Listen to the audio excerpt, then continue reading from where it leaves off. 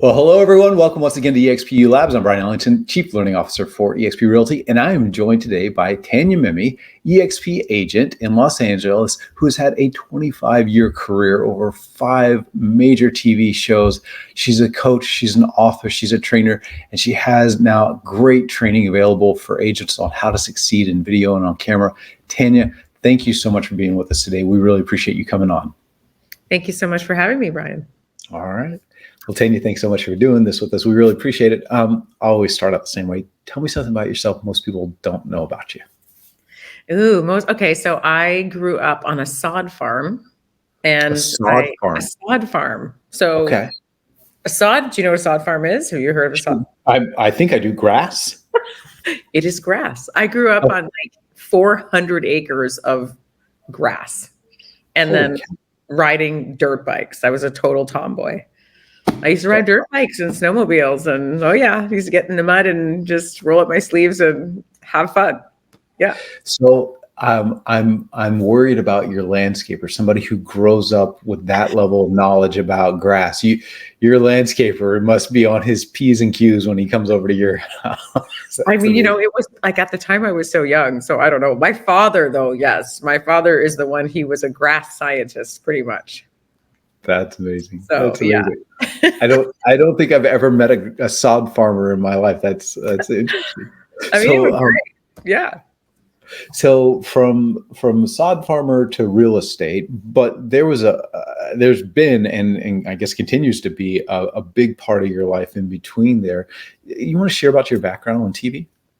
Yeah. So, my family actually owns a company called Mountain View Homes in Canada. So after we had the sod farm, we started building houses. So it was very much a part of my, childhood conversations at home, and dinner table conversations was, talking about the trades and this and that and how to build a house. So it's kind of always been in my world. And then I always wanted to be an actress, and I wanted to be a TV host and all this stuff. So then I ended up competing in pageants, and I won Miss Canada, which still to this day, everybody introduces me as, this is Tanya, and she was Miss Canada. Like, it's like one of those titles, they always have to throw it in there. And then after that, I traveled the world as Miss Canada, which was awesome. And then I got into the American Musical and Dramatic Academy in New York City, and I studied. And then I auditioned for about 7 years, and I got my first big break was on a show called Sell This House. And I hosted that show for 12 years. It was the second home design show ever on TV. Our show was the one who really brought the word staging to the world. And like before that show, no one ever talked about staging. There were no staging companies. Nobody knew what it was. And so our show was called Sell This House, and we would stage houses and then sell them. And then that turned into Sell This House Extreme and Move This House, and then another show called Smart Home Nation. And so I've had a very full career in the home design space. Yeah. And it's interesting. And I didn't realize that you were, I guess you'd say, classically trained in, did you do film training there at the academy? I did. I did acting, dancing, singing, all of it, film acting. And it was, even Shakespearean acting. We did all kinds of, it was a pretty intense program. And, I went through for acting, I went through for business, and then minored in acting all through college and things like that. And then I really studied in New York City for a few years. Yeah. And it was great. And so you do for a living what most of us are afraid to do just at all, which is get on camera, get in front of people. And video has become such a part of success in the real estate industry, being out there in the world, positioning yourself with whatever geographic farm you might have or demographic farm you might have. And yet we are so fearful of looking at ourselves. Your thoughts on that? Did you experience that when you first started, that sort of, oh my God, that's what I look like. Oh my God, that's what I sound like. I experienced it all. Yes. I know people are probably watching this already going, yes, I'm very afraid to get on camera. I don't like the way I look. I don't like the way I feel. Yes, everybody starts off feeling a little nervous on camera. And, it is amazing that I ended up doing what I'm doing, because when I was 15 years old, I'll just tell you a little story. I tried out for the Miss Teen Niagara pageant, which I did not win. And my dream was always to be able to speak well on stage and in front of audiences, because it was a huge fear of mine, like huge. Just, I was so afraid all the time to get on stage. And so when I went on stage for the Miss Teen pageant, I was asked, what is euthanasia? Which for the women that do pageants, the one thing that they're very afraid of is getting on stage, and it's that judge's question, right? And I'm 15. I didn't know what euthanasia was. I had no idea. And so I just took a guess, and I said, well, I think it's like the young people in one of the Asian countries, and I'm just it was just so bad, right? So I hear people laughing in the audience and this and that, and I was devastated. And you know what? Thank God that we didn't have cell phones then, or else it would have probably changed the trajectory of my entire career. I was so devastated. Yeah. And and so the one thing I realized is that confidence in video, on stage, or speaking comes with practice. And if you fall off the horse, my dad would always say, you got to get back on and keep going. And so a few years later, then I went and I tried for the Miss Niagara pageant, because I grew up in a small town. The only way to get in front of any audience was a pageant. I was never a pageant girl, truly, in my heart. It's just the only way I could become an actress and get noticed and practice being in front of audiences. So yeah, and I mean, one of the things, because I've worked with a lot of students, have gone through my program, and the number one thing when we start the course is I talk to them, what do you think is holding you back? And they all talk about judgment, and judgment of others, and family members especially. They're all fearful of what family members are going to think when they start talking honestly and authentically in video. They're afraid of, judgment from their peers, their coworkers, but the number one judgment is of themselves. And so if you're hearing this, just know that everyone kind of feels the same way. Yeah. That's so interesting you say that. First off, your earlier point about, thank God cell phones have been invented yet. I think about that poor lady. I think she was like Miss South Carolina, that was asked the question. She clearly didn't know what she was talking about, but she did her best, and man, she just went down in flames. And I'm sure it didn't turn out well for her, because it was video recorded and all that. But yeah, it's interesting about what you just said. I was talking earlier, and Oprah Winfrey had this quote, that you teach others how to treat you. And Rupi Kaur, who's a poet, said, the way you teach people how to love you is how you love yourself. And I think that's probably so germane to what you're talking about, is just, giving yourself space and grace as a human being, to have the room to fail and be okay with it, to know that not everybody's going to, care about your appearance. But what do you say about that sort of thing? How do you help them overcome that fear? Well, I have them realize that, first of all, when we're all born as little babies and we're learning how to walk and we're learning how to do these things, we're not born to feel self-conscious of ourselves. Right. We're not born that way. We're born to fall and fail, and who cares? And we don't care what we look like. We don't care what we sound like. We're just so open, and so we're little, babies learning and expressing ourselves in this new environment that we've just, so it's something happened along the way that suppressed us, or that caused us to be fearful or judgment of ourselves on camera. So it could have been anything from a teacher that called you out in class, to a brother or a sister that suppressed you whenever you had your opinion and made you feel like your opinions don't count. That where you feel like your parents or your family or something always has happened, because we're not born that way. We're born speakers, we're born expressors, we're born, but then there's always something that happens in life for many of us. And it's just, sometimes it's something little that affects us huge, that then we feel we start judging ourselves, we start to get afraid, so once you kind of put it that way, it can also be unlearned. It can be unlearned. I've seen it happen. That's why I, teach this, and I have seen miracles happen from the before to after. And it confidence comes from practice and just doing it over and over again. But it's first getting past that moment of the judgment and the embarrassment, taking that first step right is always the Yeah. hardest. It's funny when I've talked to agents about social media and this fear of posting. I always use Gary Vaynerchuk, the wine guy, Gary Vee, who yeah, he's since become amazing. much more known for speaking and things of that nature. But go back and watch his early video. I don't even know if his early videos are still up anymore because Right. they were pretty. I won't say they were terrible. They were mundane. And then he just got good through what in the learning space we call space repetition, right? Yeah. That's the George Leonard's Mastery, the Outliers by Malcolm Gladwell, all those kinds of talent is overrated.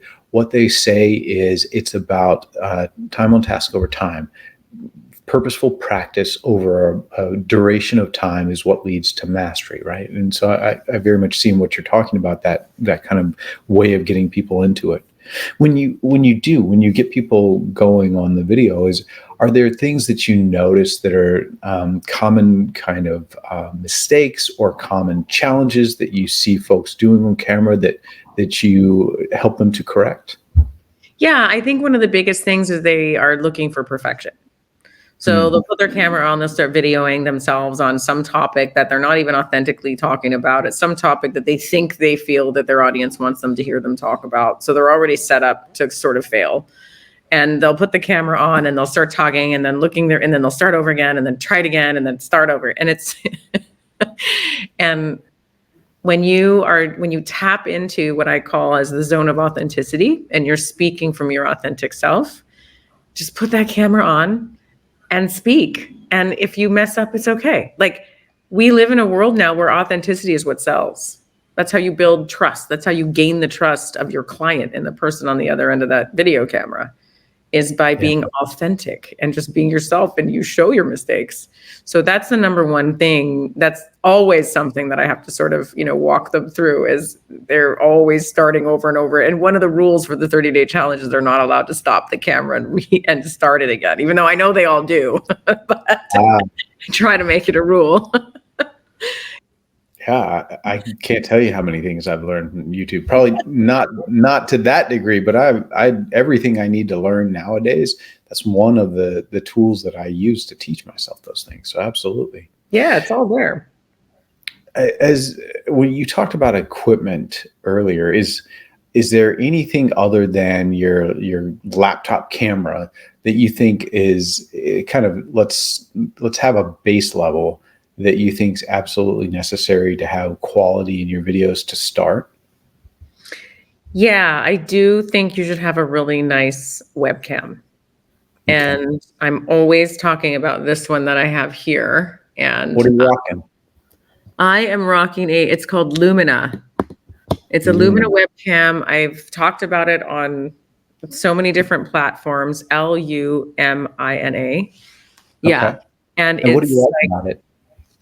So with this, look how clear it is. You can do that. So right now the background isn't fuzzed out, but you can fuzz it out if you want, but it just gives you this healthy glow. And there's so many adjustments of color. There's so many, and I know that there's a lot of cams out there. This one, because I'll usually download like the coupon thing that goes with it, and you can get it for like $150. And a lot of them are a lot more expensive than that. And this one is great. And I've had people spend like $500 on a webcam, and then I tell them to get this and they love it. And there's a lot of like you can call in too and book customer sales time, and they'll spend time if you're having a problem with it in any way. So I don't know. I just love the way that this works and makes you look and feel.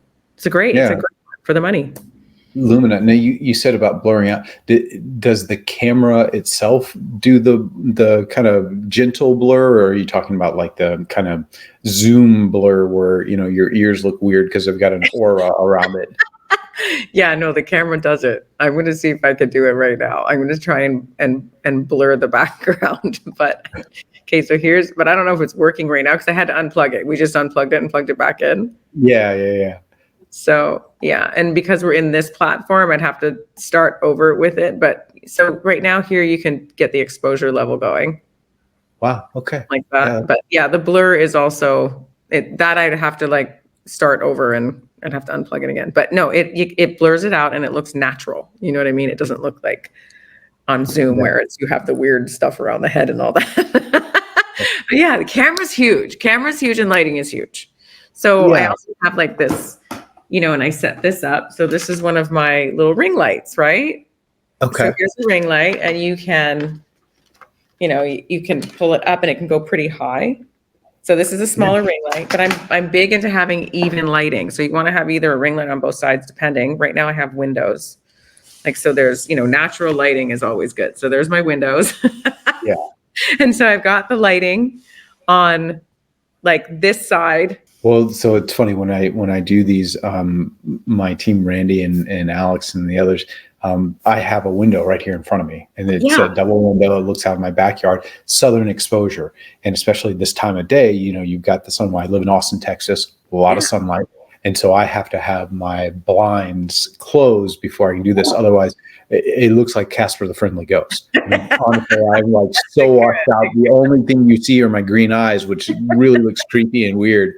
It looks like I'm haunting you, like I'm your former business partner, and it's Christmas Eve or something. But yeah, Yeah. I lighting mean, is we talk about all really that good. stuff. The lighting is very important. And it's like, take your computer or take your phone and walk around the house and see where you have the best lighting. And then even Okay. just try to set your little table up right there. Like, and usually facing a window works best, but if it's too bright, then it can blow you out. Yeah. And so it's like right now it's cloudy outside, so it's kind of perfect. So, but yeah, different times of day, it's going to be different lighting and all that stuff. But I definitely work on their background, what's in the background, how to create a really cool and fun background, for your personality or your brand.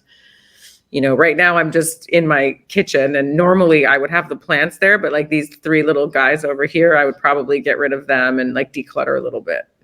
You know what I mean? Oh, okay. To kind of Yeah. stage your Just okay. to stage, yeah, make it just look not so distracting. But I have a whole background that I have a whole setup in another room. I just didn't do that setup today, but yeah, so it's a whole thing. And I've definitely, because when you're a real estate agent we have a lot of Zoom calls, we all do, right?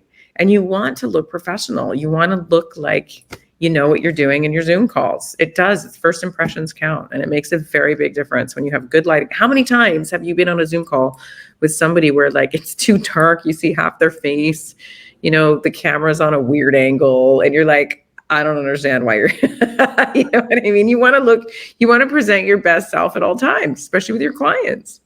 Yeah, So agreed. Now, audio, are you rocking a microphone, or are you just using your computer? What do you use for the audio side of things? I usually have a microphone, and for some reason I couldn't get it to work today. So I think I need a new microphone, but yes, I'm big on the microphone. Also, this is a brand new computer, so the microphone in the computer is not so bad, but I still like professional microphones, especially if you're doing an interview or a Zoom call. If you're doing a podcast from your computer, yeah, having those microphones makes a very big difference too. So I always have that hooked up, but today I don't because I can't get it to work. Now, you said you use Lumina for the camera. Is there a particular mic that you like, or just get a high quality one? A high quality one. There's so many out there too. Yeah. And I give links and I give referrals and I give, all kinds of information on mics, on lighting, this is the Lumina camera, but it doesn't have to be complicated, because that's another thing too. People get a little bit afraid by, oh my gosh, I have to have this and it's expensive and this and that. And it's really, it doesn't have to be complicated. It's just a few things you plug into your computer and you're ready to go. If you want the basics, there's a basic setup, Agreed. Yeah. So when it comes to shooting video as a realtor, any parting advice that you have for us about how we can either be more comfortable or shoot better quality, just have a better product in the end? Yeah, it's just speak authentically. Like when you're selling a house, speak about that house. Like, what are the things you love about this house? You can give the stats of a house in, like, you can put the words on the frame.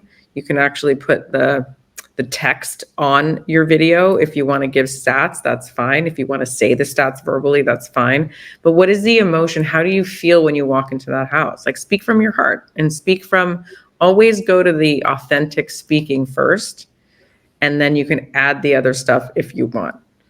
But like, I think a lot of us will pick up our camera and say, oh, they want to hear this. They want to hear the stats. They want to hear all this other stuff.